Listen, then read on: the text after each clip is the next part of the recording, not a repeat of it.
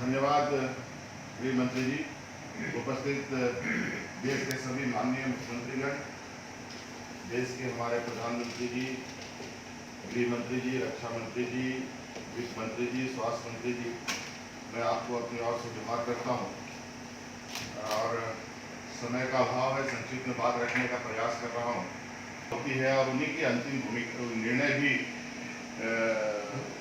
सबसे महत्वपूर्ण होती है और आपके निर्णयों के साथ हम लोग हैं, इसमें बिल्कुल कोई हिचक नहीं है हमें। और क्योंकि अभी ये जंग जारी है और मुझे लगता है इसकी समीक्षा के बजाय इसमें इसका पालन कितना अधिक से अधिक हो ये ज़्यादा जरूरी है हमारे लिए। हमने पहले भी कहा था माननीय प्रधानमंत्री जी कि हमारी समस्या शुरू में नहीं रही है, हमारी समस्या जब प्रवासी हमारे राज्य में आएंगे तब से शुरू होगी और लगभग यही दृश्य सामने आप उठ करके आया है। और जो हमारे यहाँ संक्रमण की स्थिति है, जो रिकवरी की जो स्थिति है और जो मृत्यु दर की स्थिति है वो आपके डैशबोर्ड में, मैं उसको दोहराना नहीं चाहता, फिर भी हमारा रिकवरी रेट आज के दिन में देश के अनुपात में 50% है। ये एक अच्छा संकेत है हमारे राज्य के लिए। मैं बहुत ज़्यादा नहीं, कुछ बिंदु पर माननीय प्रधानमंत्री जी का ध्यान केंद्रित करना चाहूँगा क्योंकि ये राज्य मजदूरों का नदी बह रही थी। मुझे लगता है कि आज वो नदी ये वापसी की ओर रुख कर गया है, जो आज एक बहुत बड़ी चिंता की बात पूरे देश के लिए है और राज्यों के लिए भी है। और आज यही वजह है, हम देख रहे हैं कि आज मजदूर रेल की पटरियों में प्रधानमंत्री जी की पूरे देश के मुख्यमंत्री जी के साथ इनका वीडियो कॉन्फ्रेंसिंग था। सभी राज्यों ने अपनी अपनी बातें कही। हमने भी इस समय की पाबंदी थी, बहुत संक्षिप्त में हमने बातों को रखा और बहुत बाकी बातें जो रह गई या विस्तृत बातें हैं वो हम लोग लिखित रूप में भी अवगत कराते हैं और ज़रूरत के अनुसार अपनी खबरें या अपनी जानकारी या अपनी सुझाव केंद्र तक हम लोग पहुँचाते हैं। समय अभाव में हमने अपनी बातें रखी कि जिस तरीके से मजदूर अपनी गांव की ओर चल पड़े और इस दौरान कई घटनाएं घटी, कई लोगों की जानें चली गई, पटरियों पर मालगाड़ी से लोगों की जानें चली गई। तो ऐसी कई घटना, एकदम दर्दनाक घटना घटी। हमने कहा कि उसको जल्द से जल्द उनके घरों तक पहुंचाया जाए क्योंकि हमारा राज्य मजदूरों किसानों का ये प्रदेश है। हमने मौजूदा हालात में मनरेगा पर जोर देते हुए मनरेगा में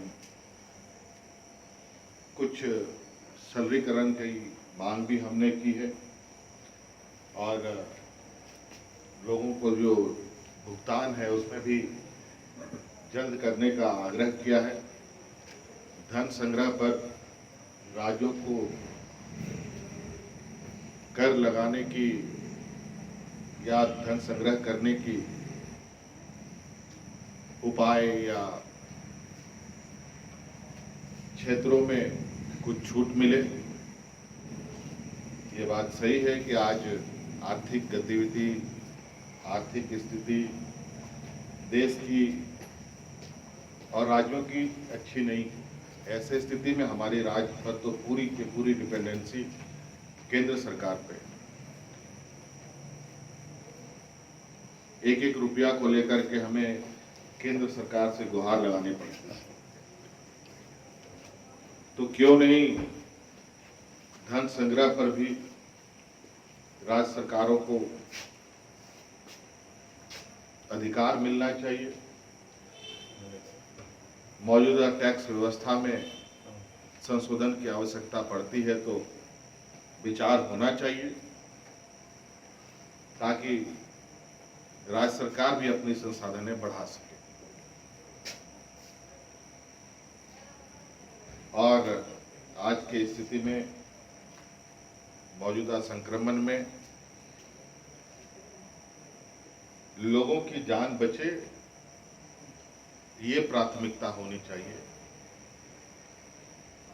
और जीने के लिए और रोजगार के लिए क्या बेहतर संतुलन बने, इस पर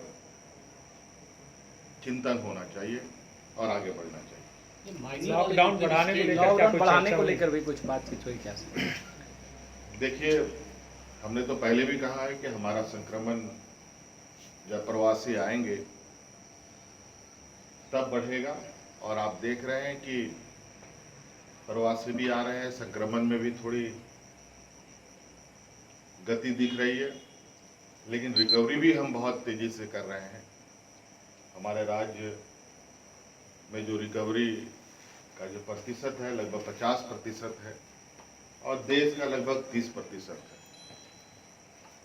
अगर अब देखिए, इस विषय पर तो हमारी प्राथमिकता तो मजदूरों की थी।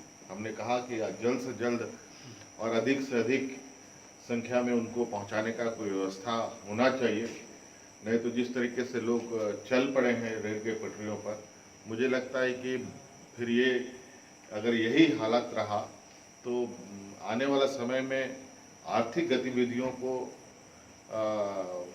सुचारू रूप से चलाना मुश्किल होगा, क्योंकि लोग तो अभी चल ही रहे हैं और उनका गतिविधि अभी सड़कों पर सिर्फ अपना जीवन बचाने को लेकर है। इसलिए अभी देखना पड़ेगा कि आने वाला समय में क्या स्थिति होगी। सर, क्या प्रधानमंत्री जी की बात से आपको लगा, मतलब सेटिस्फैक्शन मिला? क्या लगता है कि वो उन्होंने सुनी है बात? अब सब लोगों की बात सुनने के बाद उन्होंने अब उनका 17 तारीख को जो अगला चरण का लॉकडाउन होगा उस पर क्या दिशा निर्देश होगा वो देखा जाएगा। मतलब झारखंड सेंट्रल के डिसीजन के साथ ही जाएगा? निश्चित रूप से अब ये बात जरूर है, केंद्र सरकार का निर्णय तो पूरे देश के लिए अहम है, इसी वजह से पूरे देश में लॉकडाउन है। कुछ चीज़ें जरूर केंद्र सरकार के दिशा निर्देश के अनुरूप ही चलती है, और फिर तो अलग अलग तरीके से चलना है, अलग अलग व्यवहार पे तो फिर मुझे लगता है नियम कानून का उल्लंघन भी होगा। और इतनी जरूर है कि केंद्र सरकार राज्य सरकारों को कई चीज़ों पर छूट देती है, जिसके अनुसार राज्य सरकारें भी अपना निर्णय लेती हैं। सर, कई राज्य सरकारें अपने निर्णय ले रही है लीकर को लेकर, तो सर आप लोग कुछ ऐसा सोचे हैं? पदाधिकारी इस विषय पर चिंतन में है, उसको कैसे सुचारू रूप से चलाया जाए। ठीक सर, थैंक यू।